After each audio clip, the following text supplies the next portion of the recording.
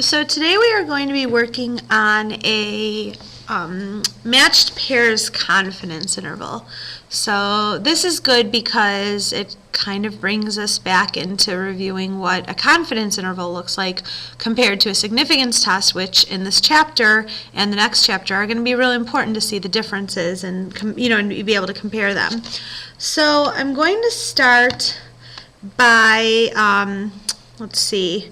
Having you guys enter this data in your calculator. So if you haven't done that in L1 and L2, I need you to do that. So have the teacher pause the video so that we can enter all of this data in L1 and all of this data in L2, and then come back to me.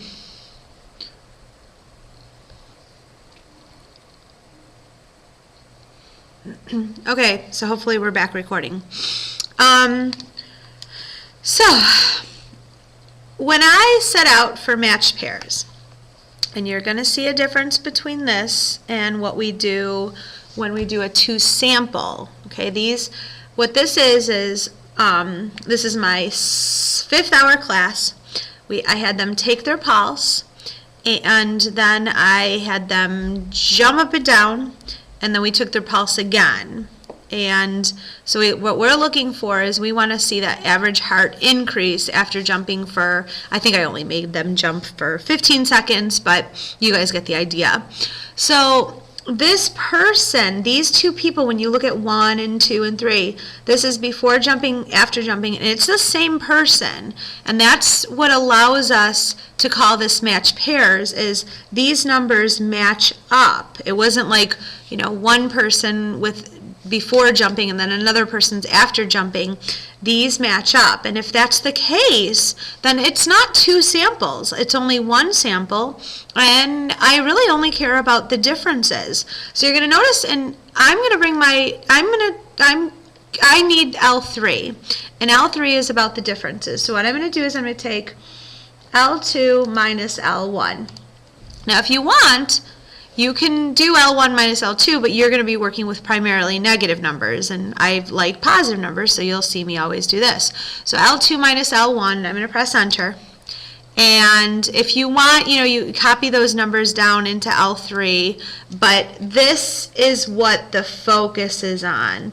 Everything you do from here on out are working with the numbers that are in L3. I don't even care about those individual before and after, because it's all about the differences when you're dealing with matched pairs.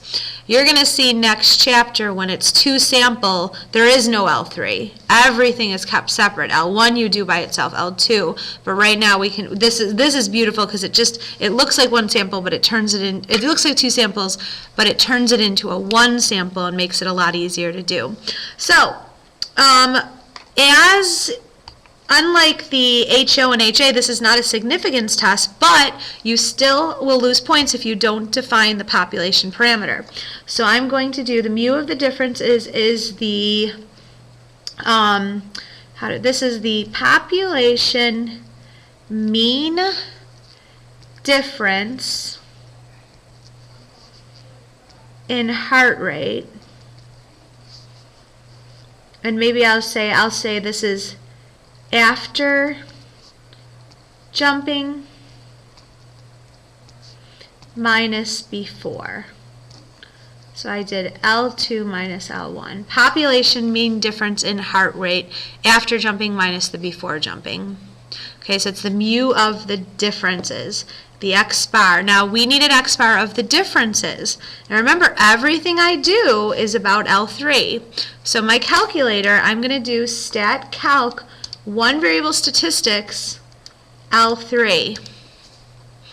And it's going to be, we've got a mean of 10.7. I guess we can do 10.71. And remember, if you're ever given the choice, you're choosing S, the English. You always, if you're using the calculator and trying to find the standard deviation, always use the S when given the choice. So 5.5. So 10.71. 10.71, that's the sample mean of the differences. Standard deviation is 5.5. and then n is 24. And then this c is just the confidence interval that we're going to do, so we're going to do a 95%.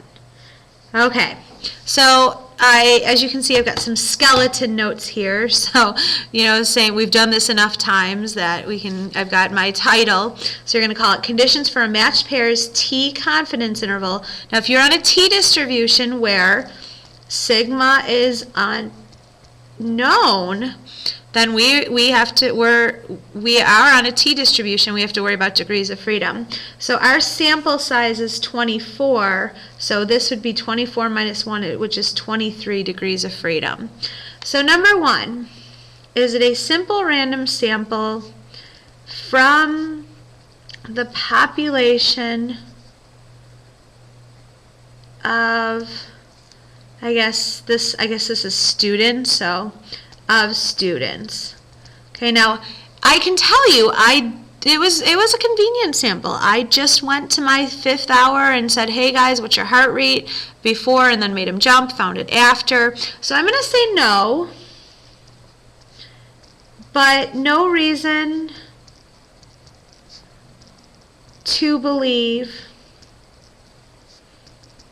it doesn't represent a simple random sample. And even something along the lines of, we will proceed with caution, is okay it's not a simple random sample, but it doesn't mean that we can't come to some conclusion. It just means that our results will be better if it were a simple random sample. So we're going to proceed with caution, realizing that. Number 2, we are sampling. So we'll say that we are sampling without population greater than 10 times n. So population of students greater than 10 times our sample size, which is 224. So we have more than 240 students, so I would say yes. These two conditions come together to show that we have independent, I'm going to zoom in here so you guys can see this a little better. So we have independent students. Okay, now I am on a mean problem, and it's a mean problem for not knowing sigma. And so the third condition is always the one where you have to think about. So lucky for you, I wrote this down here. So here's what you got to go through. Most likely you don't know about the population, which we don't. Unfortunately, we don't have more than 30 students. That would be nice. We could just use the central limit theorem. But n is between 15 and 30. So here's what we're going to write.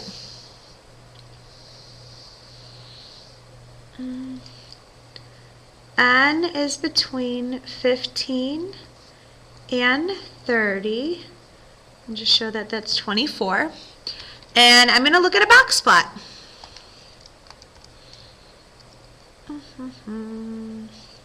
By the way, if you ever have a list of data in your calculator, it's a mean problem. Matched pairs are always mean problems. So I'm going to create a box plot under my plots above y equals, one that shows outliers. But remember, everything you do is about L3. So I'm going to type in L3. Frequency is 1, zoom 9, and there's our box plot. So do a quick little sketch of that guy.